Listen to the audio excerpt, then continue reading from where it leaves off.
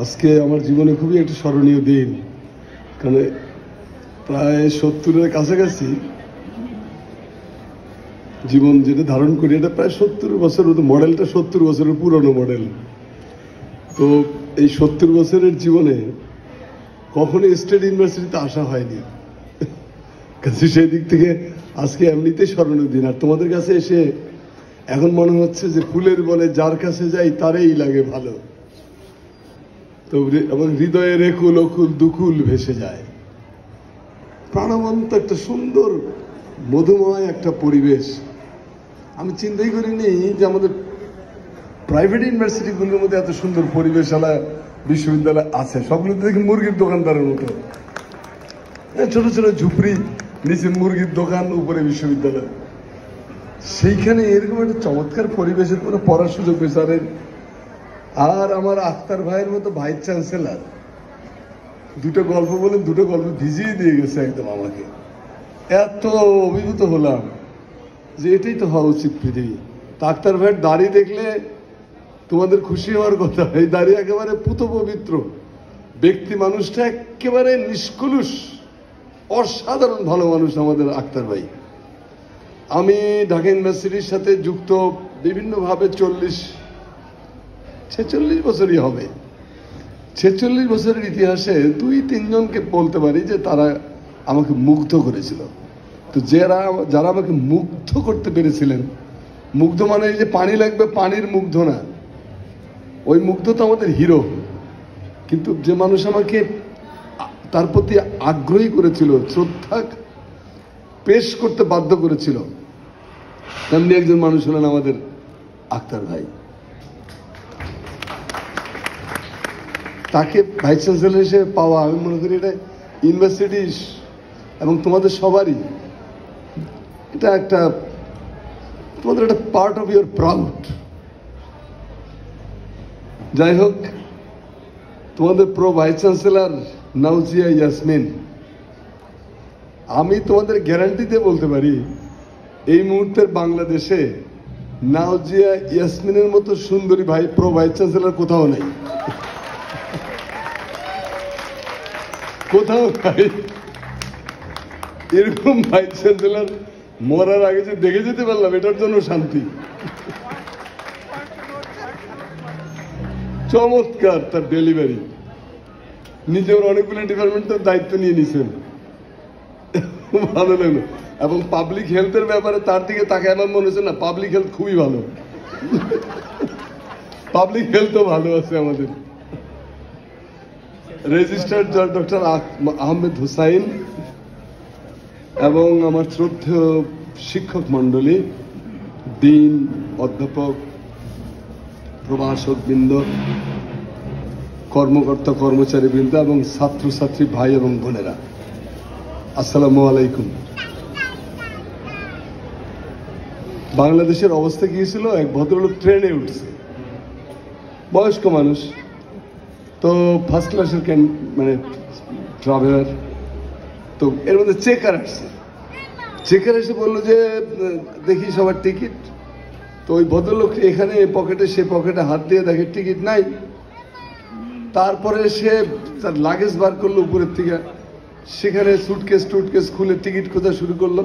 তো বয়স্ক মানুষ, খুব সুন্দর চেহারা। তো চেকার বললো যে স্যার আমি বুঝতে পারছি হয়তো টিকিটটা মিসিং হয়েছে, এটা নিয়ে চিন্তা করবেন না, ওকে আপনি বসেন বলে চেকার চলে গেছে।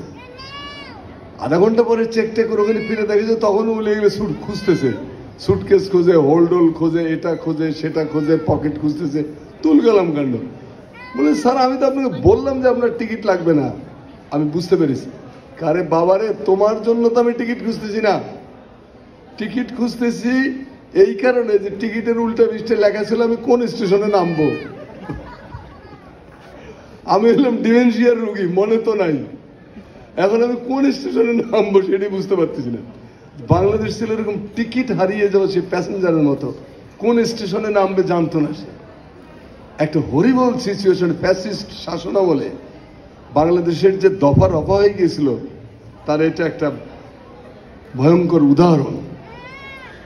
দিশাহারা গেছিল সবাই। তা আবার আমরা জাতি হিসেবে খুবই ভয়ঙ্কর। আমার ফরাসি বন্ধু আছে, ওর নাম জেমি নাইজেল। তো নাইজেলের রয়টারের সাংবাদিক, খুব বড় সাংবাদিক, একদম এই ওর মতো একদম টিং টিং এর। ওর বাপটা কি সুন্দর, কত ভালো বাবার। কৃষি বিজ্ঞানীদের মধ্যে ওর আব্বা কিন্তু বাংলাদেশের one of the famous man, professor doctor Golam Hafiz Kennedy. তার মেয়েদের গায়ে কৃষি অবস্থা কি করবো, তো গায়ে গোস্তই নাই। যাই হোক, তো ওরকম টিং টিঙে, কিন্তু একদম সারা পৃথিবীর যত সাফারার আছে, বিশেষ করে ফিলিস্তিনের জন্য ওর যে মায়া কল্পনা করা যায় না, এত দরদ। যাই হোক, জেমি নাইজেল একদিন আমাদের ক্লাবে আসছে, প্রেস ক্লাব, ন্যাশনাল প্রেসে হাত পা চড়ে হতাশ। তাহলে কি হয়েছে, হতাশ কেন? কারে তোমরা একটা ডেঞ্জারাস নেশন, পিকুলিয়ার নেশন, ভয়াবহ রকমের উল্টা পাল্টা বলা শুরু করছে। তা আমি বললাম যে তোমার এটা কেন মনে হলো যে আমরা ডেঞ্জারাস, আমরা পিকুলিয়ার? বলে যে আমি তোমাদের ফ্লাওয়ারের দোকানে গেছি, ফ্লাওয়ারের দোকানে গেছি ফুল কিনতে। ফ্লাওয়ার তো চেনে না ওই ফুলের দোকানদার, national flower, I don't know কোনটা ন্যাশনাল ফ্লাওয়ার কোনটা। অনেক বোঝানোর পরে, ও আচ্ছা আপনার কথা কইতেছেন, আপনি সবজির দোকানে যান। বলে আমি সবজির দোকানে কেন, ন্যাশনাল ফ্লাওয়ার সবগুলোতে নাই। গেলাম সবজির দোকানে, সবজির দোকানদার ম্যাডাম এটা তো আমরা তরকারি বানিয়ে খাই। কই কি ডেঞ্জারাস নেশন, তার ন্যাশনাল ফ্লাওয়ারকে তরকারি বানিয়ে খায়। পৃথিবীর ইতিহাসে এরকম কোন দ্বিতীয় জাতি খুঁজে পাওয়া যাবে না, আমরা সে জাতি, বুঝছো? তা আমাদের চারিদিকে সমস্যাটা কি, ভিটামিন এম এর সমস্যা। ডাক্তারের কাছে গেছে রুগী, এই যে আমাদের প্রো ভাইস চ্যান্সেলর আপার কাছে গেছে, পাবলিক হেলথের, যে বলেছে দেখেন শরীরে কিচ্ছু নাই, খাইতে পারি না, টাইতে পারি না, আমার কি হয়েছে দেখেন। তো ডাক্তার চেক টেক করে বলে যে আপনার তো vitamin A B C D কিচ্ছুই তো নাই শরীরে, আপনি তো মারা যাবেন তাড়াতাড়ি, এই যে প্রেসক্রিপশন লিখছি এগুলো খেয়ে নেন। বলে ডাক্তার সাহেব আপনি কি প্রেসক্রিপশন দিবেন? আপনার A B C D E F G I J K U M W সব ভিটামিন আমি খাইতে পারি, কিন্তু আমার মূল ক্রাইসিস হলো ভিটামিন এম, আমার মানি নাই, মানি। ভিটামিন এম এর ব্যবস্থা করেন, তাহলে সব ভিটামিন চলে আসবে। তো জাতির সেই ভিটামিন এম এর ঘাটতি পড়ে গেছিল আমাদের। আমরা ক্ষত স্থান দেখিয়ে দেখিয়ে ভিক্ষা করে বেড়ানো জাতি। ইউরোপের রাস্তায় রাস্তায়, আমেরিকার রাস্তায় আম্মা $100 দিবেন, নিজে আমাকে ঠ্যাং ভাঙ্গা। এই তো করেছি আমরা বছরের পর বছর, 15 বছর। তো গল্পটা কিরকম, মানসিক রোগী চিকিৎসার জন্য গেছে, আমি বারবার ডাক্তারের কাছে যাচ্ছি। তো মানসিক রোগী চিকিৎসা নিতে নিতে ডাক্তার বছরখানিক পার হয়ে গেছে। বলে যে আমি যে আপনার ওষুধগুলো দেই, আর এই যে এতক্ষণ ধরে কথা বলি, আপনি কি এই ওষুধগুলো খান? কয় না ডাক্তার সাহেব, কোনো ওষুধ আমি খাই না। বলে খাই না তো আপনি আমার কাছে আসেন কেন? বলে আপনার মতো এত মনোযোগ দিয়ে আমার কথা কেউ শোনে না, সেই জন্য আসি। তা আমাদের অবস্থা ছিল সেরকম। ফ্যাসিস্ট মন্ত্রী, হাসিনার ঘুটু করা মন্ত্রী আর কি। মন্ত্রী গেছে গ্রামে, জ্ঞানী তো সে, বিরাট জ্ঞানী। তো মন্ত্রী সাহেব যায় গ্রামে, স্কুলে গেছে, স্কুলে যে জিজ্ঞেস করতেছে, বলো পৃথিবী সূর্যের চারিদিকে ঘুরতে লাগে 365 দিন, ঠিক? বলে হ্যাঁ স্যার ঠিক। নিজের উপরে একটা পাক খেতে কতক্ষণ লাগে একটা ঘুরতে? বলে 24 ঘন্টা। বলে ওকে, তাহলে এখন বলো আমার বয়স কত? পৃথিবীর সূর্যের চারিদিকে 365 দিন নিজের অক্ষপথে একবার করতে লাগে 24 ঘন্টা, আমার বয়স কত? সবাই চুপ করে বসে এসেছি। একটা ছেলে হাত তুলছে, বলে স্যার আমি আপনার বয়সের কথা বলতে পারি। বলে বলো। স্যার আপনার বয়স 44 বছর। আরে উত্তর সঠিক হয়েছে, তুমি জানলে কি করে? কয় যে আমার বাসায়, আমাদের বাসায় আমার মাইজলে ভাই, হ্যাঁ, ওর বয়স হলো 22 বছর, ওরে সবাই আধা পাগলা কয়। আধা পাগলা কয় তো ওটারে ডবল করলে 44ই তো হয়। তো সব মিলিয়ে দিলে যেটা বলা যায় যে আমাদের গল্পটা আসলে কুমিরের গল্পের মতো। কুমিরের গল্পটা তোমরা জানো? জানো ওই যে খাস কাটা টিচার যেটাই লিখতে দেয় রচনা, ও কুমিরের রচনা লিখে নিয়ে আসে। তো টিচার মনে করলেন যে ওকে এবার সাবজেক্ট বেঁধে দেবো, তো বেঁধে দিচ্ছে আমাদের স্কুল। তো ছাত্র রচনা লিখে নিয়ে আসছে। আমাদের স্কুলটা খুবই ভালো, স্যারেরা মন দিয়ে পড়ান, আমরাও মন দিয়ে পড়ি, পাড়ার সকল ছেলে মোরা ভাই ভাই একসাথে খেলি আর পাঠশালায় যাই। কিন্তু স্কুল কখনো নদীর কিনারে হতে নাই, কারণ নদীতে কুমির আছে। কুমিরের 4টি ঠ্যাং, সে উভচর প্রাণী, লম্বা লম্বা লেজ এবং পিঠের উপর ঘাস কাটা ঘাস কাটা ঘাস কাটা ঘাস কাটা ঘাস কাটা ঘাস কাটা। টিচার আবারও কুমির, এবার দিছে পাট। তো ছাত্র লিখছে পাট আমাদের অর্থনৈতিক সমৃদ্ধ করার কাজে লাগে, পাটকে সোনালী আঁশ বলা হয়, পাট চাষিরা পাট বিক্রি করে এটা সেটা করে। তো পাট কখনো নদীতে জাগ দিতে নাই, কারণ নদীতে কুমির আছে। কুমিরে এই ঘাস কাটা ঘাস কাটা ঘাস কাটা ঘাস কাটা ঘাস কাটা। টিচার তো অস্থির হয়ে গেছে যে এই বেটারে কুমিরের থেকে বের করি কেমনি। তো স্যার আবার দিছে রচনা, লেখ পলাশির যুদ্ধ। এবার দেখি কি করে। তো পলাশির যুদ্ধে সে লিখলো যে মির্জাফরের সিরাজউদ্দৌলার সাথে ইংরেজদের যুদ্ধ হয়েছিল এবং যুদ্ধে সিরাজউদ্দৌলা হেরে যায়, ইংরেজরা জয়লাভ করে। তবে এই যুদ্ধের প্রধান কারণ হলো মির্জাফর। মির্জাফরকে সিরাজউদ্দৌলা দায়িত্ব দিয়েছিলেন, কিন্তু আসলে তিনি খাল কাটিয়ে কুমিরে নিয়েছিলেন। কুমিরের ঘাস কাটা ঘাস কাটা ঘাস কাটা ঘাস কাটা ঘাস কাটা। শিক্ষক হাল ছেড়ে দিলেন। তা আমাদের বাংলাদেশের গল্পটা আসলে ঘাস কাটা ঘাস কাটা, মানে একই রিপিট একই রিপিট একই জিনিসের রিপিটেড হচ্ছে বারবার ঘুরে ঘুরে। তো যাই হোক, আমি তোমাদেরকে এলোমেলো ভাবে কথা বলছি। আমার উদ্দেশ্য হলো যে তোমাদেরকে একটু আনন্দ দান করা। আনন্দ মানে জোর করে আনন্দ না, মানে একটু সময়টাকে একটু আনন্দময় করে তোলা। পাঠ তো আমরা করি। আমি ধরো 21 বছরের বেশি শিক্ষকতা করেছি। আমার নিজের বয়সের চাইতে আমার অভিজ্ঞতা প্রায় 17 বছরের বেশি আর কি। শিক্ষকতা করেছি 21 বছর, সাংবাদিকতা করেছি 46 বছর, টেলিভিশনে অ্যাঙ্করিং করেছি 10 বছর, আরো এটা সেটা দিয়ে জোড়াতালি দিয়ে প্রায় আমার বয়সের ডবল, মানে 1.5 গুণ হয়ে যায় আর কি। সেই জন্য বলি যে পড়াটাকে যদি আনন্দ পাঠে পরিণত করতে না পারো, পড়াটাকে যদি তুমি মনে করো যে বোর হয়ে গেল,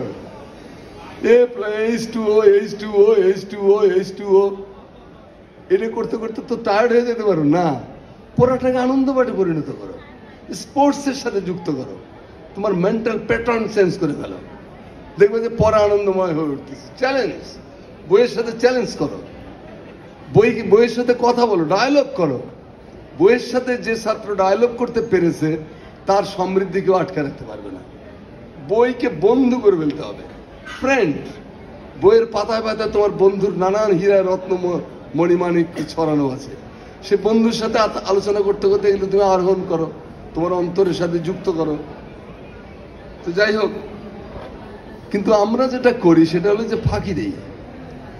আমাদের সময় পাকিস্তান আমলে তোমার গ্রামে শুক্রবারে নামাজ পড়তে না গেলে জিজ্ঞাসাবাদ করা হতো যে তুমি নামাজ পড়তে আসিস নি কেন। তো এক গ্রামের এক গরিব মানুষ ছিল, সে হয় নামাজ পড়তে যায় না, শুক্রবারে ঘুমায়। তো বারবার তাকে ধরে নিয়ে আসা হয় মসজিদের সামনে, তুই শুক্রবারে বাসায় ঘুমাচ্ছিস, তো মসজিদে নামাজ পড়তে আসিস না কেন?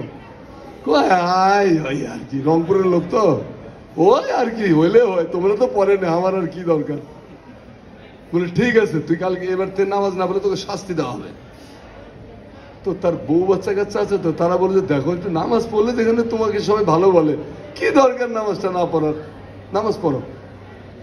তো দেখি একদিন সে মসজিদে আসছে, আমরা বললাম কি বাবার কাকু, জুনা কাকু। আমরা জুনা কাকু মসজিদে বলে নামাজ পড়বো না, এখন পড়তে আসলাম? আরে আমি কি নামাজ পড়ছি জানিস কি? মুই অজু করম নাই, অজু করা ছাড়া নামাজ পড়ছে। কার কি দোয়া করছি জানেন? নিয়ত কি করছি, রংপুরের ভাষায় বলে কি করছিস, নিয়ত করছি যে আলাতে সালাতে জব্বার মৌলবীর জালাতে কাওয়াতে শরীফাতে আল্লাহু আকবার। এই যে ফাঁকিবাজি, এই নামাজও গেছে ওর হয় নাই, পড়াটাও ওর হয় নাই। এটা তোমাদের মাথায় রাখতে হবে, বুদ্ধিমান হতে হবে। কিন্তু বুদ্ধিমান হওয়া মানে আবার তালা গোনা না, এক লোক তালা গুনতেছে, 1 2 3 4 5, আরেকজন এনে খারা খারা তালা গুনতেছস, কয় তালা পর্যন্ত গুনছস? কয় এই 3 তালা পর্যন্ত গুনছি, দে 30 টাকা ভাড়া। পার তালা গুনলে 10 টাকা করে দিতে হয় ফাইন। কই কোন কি? বলে না দিতে হবে, দে তাড়াতাড়ি। সে বলে সর্বনাশ, ঢাকা শহরের এই অবস্থা, তালা গুনলে টাকা দিতে হয়। তো সে 30 টাকা দিয়ে কেটে পড়ছে, আর ওই টাকা যে নিচে সেও কেটে পড়ছে। সে বলে যে আরে আমাকে বোধাই পাইছো, আমি তো 10 তালা পর্যন্ত গুনছিলাম, টাকা তো দিছি মাত্র 30টা। বুঝছো? 10 তালা পর্যন্ত গুনছে কিন্তু টাকা দিছে 3 তালা। এইগুলো হলো পড়াশোনার সমস্যা। দাঁতে মাজন নিয়ে, তোমার দাঁতের ময়লা নিয়ে দাঁতের মাজন বিক্রি করতে হলে লোকেরা কি বলবে? মাজন কিনবে? শিক্ষার্থীকে সুদর্শন হতে হবে, তার পরিচ্ছন্ন পোশাক খুব আবশ্যক, খুব দরকারি, দর্শনধারী, তারপরে হলো গুণ বিচারী। তোমার একটা গ্লাসটা ভেতরে একেবারে ফ্রেশ জমজমের পানি, আর গ্লাসটার গায়ে গোবর লাগানো, নাকে সর্দি লাগানো, এটা সেটা লাগায়া তোমাকে গ্লাসটাতে পানি খেতে দিলে, জমজমের পানি। তোমাকে বলো যে পানিটা কিন্তু ফ্রেশ, তুমি খেতে পারবা? খেতে পারবা না তো তোমরা। কেন? ওর গায়ের মধ্যে ময়লা লেগে আছে, ওই ময়লা তোমাকে রুচিতে বাধা দিচ্ছে, জঘন্য। তো এগুলো তোমরা মাথায় রাখবা যে দায়িত্বশীল হতে হবে, দর্শনদারি হতে হবে, গুণ বিচার করতে হবে। আর এটা হলো দায়িত্বশীলতা। দায়িত্বশীলতা হতে হবে কার মতো? টাইটানিক জাহাজের ক্যাপ্টেনের মতো। টাইটানিক দেখছ? টাইটানিকের রোজের জন্য কাঁদে নাই কে? সবাইকে জ্যাক অ্যান্ড রোজ। আমার তো চোখ দিয়ে হাবুস হুবুস পানি পড়েছে। তো জ্যাক অ্যান্ড রোজ, তো টাইটানিকের সব যাত্রী নেমে গেল, থেকে গেল কে? ক্যাপ্টেন। তিনি গেলেন না, কারণ তার দায়িত্ব ছিল সবাইকে পার করে দেওয়া, এবং জাহাজের সাথে তিনিও তলিয়ে গেলেন। এই যে দায়িত্বশীলতা, এটা মাথায় রাখতে হবে। আর মনে রাখতে হবে যে মানুষ বড় হয়ে জন্মায় না, মানুষ যখন জন্মায় সে আসলে ছোট হয়েই জন্মায়, ধীরে ধীরে আস্তে আস্তে বড় হয়। পৃথিবীতে সবচেয়ে অপরিণত মস্তিষ্ক নিয়ে জন্মগ্রহণ করে মানুষ, সবচেয়ে অপরিণত মস্তিষ্ক। তাকে তোলা তোলা করে খাওয়াইতে হয়, হাঁকতে জানে না, খাইতে জানে না, নড়তে জানে না, কোলে নিয়ে এক পিণ্ড, একদলা মাংসের পিণ্ড, মা এটাকে অসীম যত্ন দিয়ে আস্তে আস্তে আস্তে আস্তে ওনারে বড় করেন। কিন্তু মানুষ পৃথিবী জয় করেছে, অদ্ভুত প্রাণী সে। কেমন অদ্ভুত? যে তুমি দেখবা যে সে বাঘ, ভালুক, গন্ডার, হিংস্র প্রাণী, হায়না সব ধরে ধরে লোহার খাঁচার মধ্যে রেখে পয়সা ইনকাম করে, টাকা ইনকাম করে, চিড়িয়াখানা বানিয়ে টাকা ইনকাম করে। নিজে বড় বড় প্রাণী ধরে এনে সে চিড়িয়াখানা বানিয়ে অর্থ ইনকাম করে, আর নিজে রাতের বেলা একটা ছোট্ট মশার ভাই নিজে খাঁচার মধ্যে ঘুমায়। পিকুলিয়ার একটা প্রাণী। আবার দেখবা যে আমি সুন্দরবনের উপর ডকুমেন্টারি করেছি, আমি হরিণদের জিজ্ঞেস করছি যে তোমরা কি লিপস্টিক ব্যবহার করো? তো লিপস্টিক চিনে না। কোনো বাঘিনীকে দেখিনি শাড়ি পরে ঘুরতে, কোনো বাঘেরে দেখিনি ক্যামেরা নিয়ে ঘুরে বেড়াতেছে। স্কুল, কলেজ, বিশ্ববিদ্যালয় কিচ্ছু নেই সুন্দরবনে। কারণ একটা বাঘ জন্ম লাভ করার পরে থেকেই সে বাঘ, একটা হরিণ জন্ম নেওয়ার পর থেকেই সে হরিণ। কিন্তু মানুষ জন্ম নেওয়ার পর থেকেই মানুষ না। মানুষ হলো আশ্চর্য ব্যতিক্রম এক প্রাণী। তাকে প্রতি মুহূর্তে মুহূর্তে পরীক্ষা দিতে হয়, একদম কবর পর্যন্ত।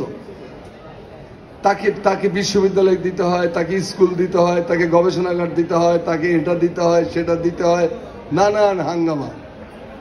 এবং প্রতিদিন তাকে পরীক্ষা দিতে হয়। কেন পরীক্ষা দিতে হয়? সে যে মানুষ এইটা তাকে প্রমাণ দিতে হয়। যেমন আমাদের সাংবাদিকরা, আমরা কি করি জানো? তোমরা যারা ছাত্রছাত্রী আছো তারা তো 3 মাসে হয়তো একটা পরীক্ষা দাও, আর আমরা সাংবাদিকরা আল্লাহ প্রত্যেক রাত্রে প্রস্তুতি নেই, সকালবেলা আমাদের পরীক্ষা। সারা রাত খেটে খুঁটে আমরা পত্রিকা একটা বানাই, সকালবেলা মার্কেটে যায়, পাবলিক লক্ষ লক্ষ মানুষ এটার পরীক্ষক। একটা ভুল পেলে হুলুস্থুল লেগে যায়। সারাক্ষণ আমাদেরকে প্রতিটা শরীরের রোমকূপ সবসময় অ্যালার্ট রাখতে। নিউজ রুমে তোমরা যদি যাও, আমি তোমাদেরকে ভাইস চ্যান্সেলর স্যারের মাধ্যমে যারা জার্নালিজমে পড়ো বিশেষ করে তাদেরকে বলবো যে আমাদের দুটো প্রতিষ্ঠান আছে, একটা হলো যমুনা টিভি আর একটা হলো যুগান্তর পত্রিকা। তোমরা ছাত্রছাত্রীরাও যেতে পারো, যে হাও তারা কিভাবে নিউজ মেকিং হয়, কিভাবে নিউজগুলো তৈরি করে সেখানে মেশিনে যাচ্ছে, মেশিন দিয়ে কিভাবে বেরোচ্ছে, কিভাবে বাজারজাত হচ্ছে, এই প্রক্রিয়াটা ভেরি ইন্টারেস্টিং। কিন্তু আমাদের জানটা বেরিয়ে যায়। আবার চ্যানেল, আমাদের যমুনা চ্যানেলে গেলে দেখবে যে কিভাবে ওরা এই যে থ্রো করতেছে আকাশে। এটা আমি আক্তার ভাইকে বলবো, আক্তার ভাই আপনার ছাত্রছাত্রীদের একটা প্রোগ্রাম দেন আমাদেরকে, আমরা ওদের দুপুরের লাঞ্চ দিয়ে দেবো, কোনো অসুবিধা নেই, ছোটখাটো গিফটও দেবো। ওরা যদি আসে তাহলে দুটো প্রতিষ্ঠানের সাথে আত্মীয়তা হয়ে যাবে। আর জার্নালিজমের তো খুবই দরকার। একটা হলো তোমার এই ভার্চুয়াল জার্নালিজম, অনলাইন যেটা, সেটা একটা, আর একটা হলো আমাদের এই প্রিন্ট মিডিয়া, প্রিন্ট অ্যান্ড ওইটা দুইটা মিলিয়ে ঝিলিয়েই এখনকার মিডিয়ার জগৎ। সেটার সাথে আমরা একটা আত্মীয়তা করে দেবো তোমাদের। আরেকটা হলো যে কোনো জিনিসকেই অজুহাত দিয়ে বাতিল করা যাবে না। রাস্তা যেখানে শেষ হয়ে গেছে, মনে করবা যে যেখানে পথ শেষ হয়ে গেছে, তুমি বলে পথ তো শেষ, এখন কি হবে? বেশিরভাগ লোক হতাশ হয়, হতাশ লোকেরা বড় কিছু করতে পারে না। আর বেশিরভাগ অল্প কিছু লোক এই পথ যেখানে শেষ হয়ে গেছে সেখান থেকে আর একটা বিকল্প পথ বের করে ফেলেছে। এই যে অল্প কিছু লোক, এই অল্প কিছু লোকের মধ্যে একজন ইউনুসের জন্ম হয়, প্রফেসর ইউনুসের মতো একজন মহামানবের জন্ম হয় এই অল্প কিছুর মধ্যে থেকে। এখন মহিলা উকিল সাহেবের কাছে গেছেন, উকিল সাহেব সকালবেলা ধামধুম দরজা নক করতেছে, কি ব্যাপার? বলে ওঠেন তাড়াতাড়ি, আমি আমার হাজবেন্ডকে ডিভোর্স করবো। বলে আরে এটা বাসায় আসছেন কেন? আপনি চেম্বারে যান, চেম্বারে আপনার ওই কাগজপত্র লাগবে জানাশোনা। আমার অত সময় নেই, এখন আমি ডিভোর্স দেব, বাসায় যাব, নাস্তা খাবো, ব্যাগ কাঁধে নেব, বাপের বাড়ি চলে যাব, ওর সাথে আর জীবনে সংসার করবো না। উকিল বলে আচ্ছা বলেন আপনার প্রবলেমটা কি?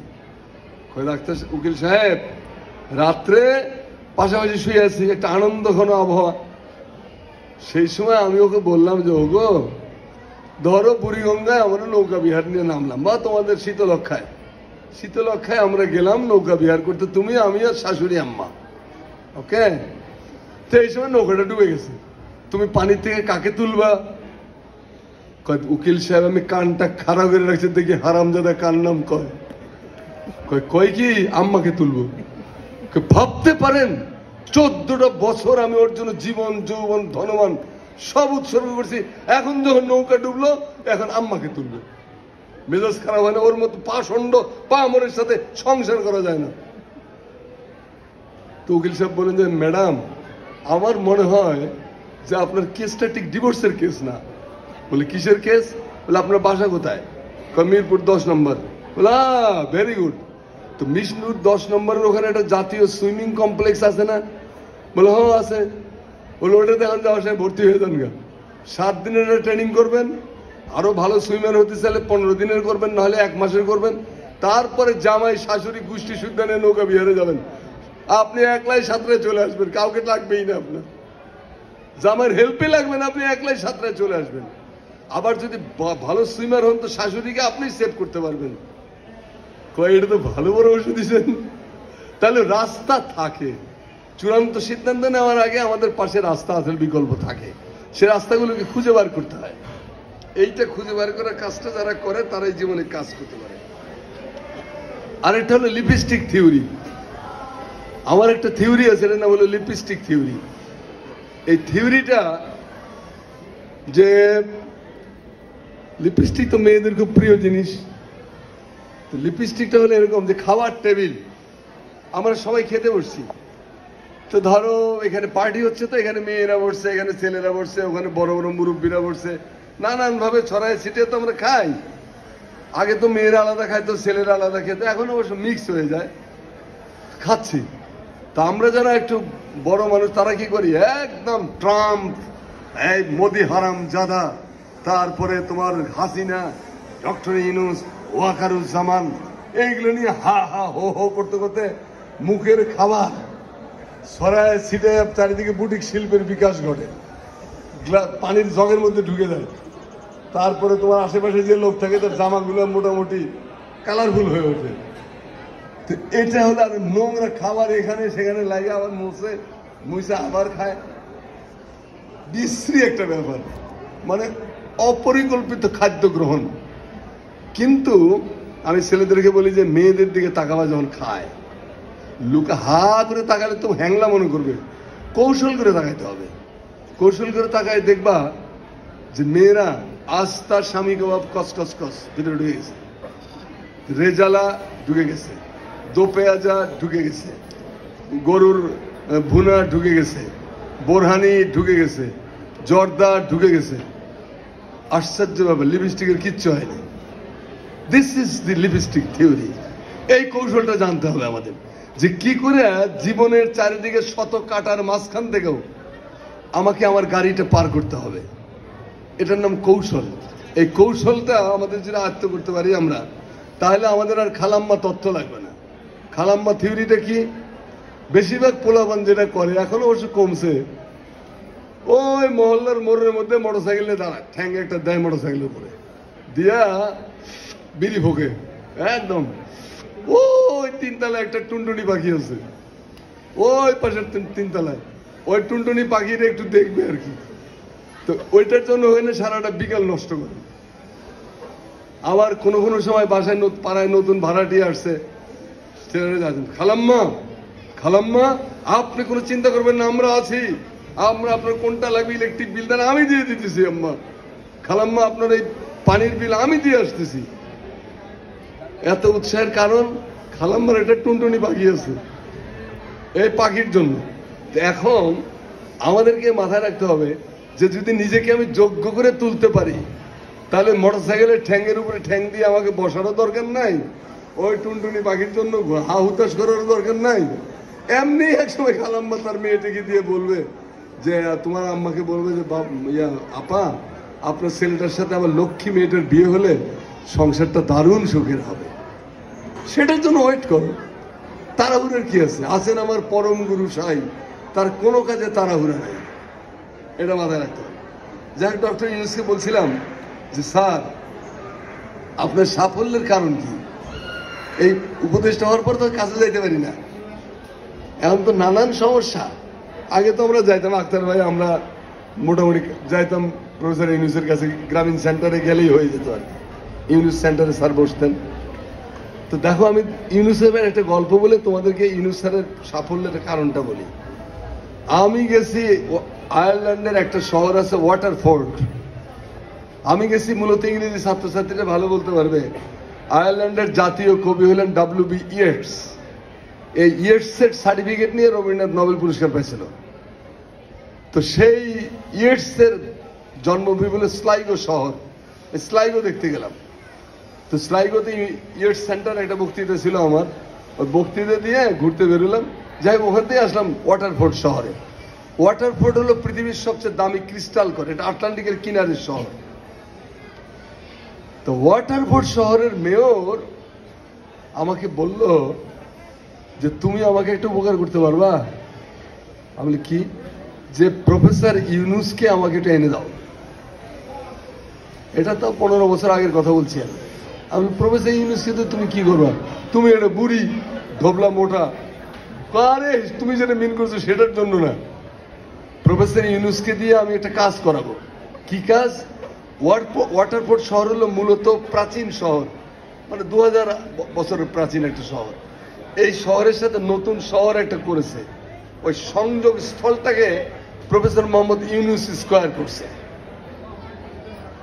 ওয়াটারফোর্ড শহরের, প্রাচীন শহরের সঙ্গে নবীন শহরের যে সংযোগ স্থল, সেই স্কয়ারটার নাম করছে প্রফেসর ইউনুস স্কয়ার।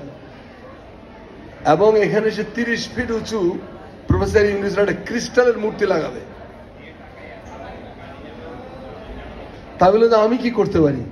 2 বছর ধরে মেইলিং করতেছি ইউনুস সেন্টার থেকে, আমাদের কোনো সময় দিচ্ছে না, তুমি কি আমাদের একটা হেল্প করতে পারো? আমি তুমি কি জানো যে প্রফেসর ইউনুসের একটা বক্তৃতায় কত টাকা নেয়? বলে কত টাকা? আমি 10 crore। No problem. আমি আরে প্লেন দিয়ে নিয়ে আসতে 60 জন লোক থাকে সাথে, চার্টার্ড বিমান লাগে, নো প্রবলেম। আমি বলে তাকে গ্রেট 11 স্টার হোটেলের ফ্যাসিলিটিস দিতে হবে, নো প্রবলেম, তুমি খালি তাকে এনে দাও। পৃথিবীর লক্ষ লক্ষ দরিদ্র মেয়ের ভাগ্য যে বদলিয়ে দিয়েছে, সেই মানুষটাকে আমি চোখের সামনে রেখে একবার দেখবো। জাস্ট আমি এই স্কোয়াডটা তাকে তো উদ্বোধন করাবো, আমি তার মূর্তি টুর্তি সব বানানো কমপ্লিট। আমি তো উত্তেজিত হয়ে গেলাম একদম।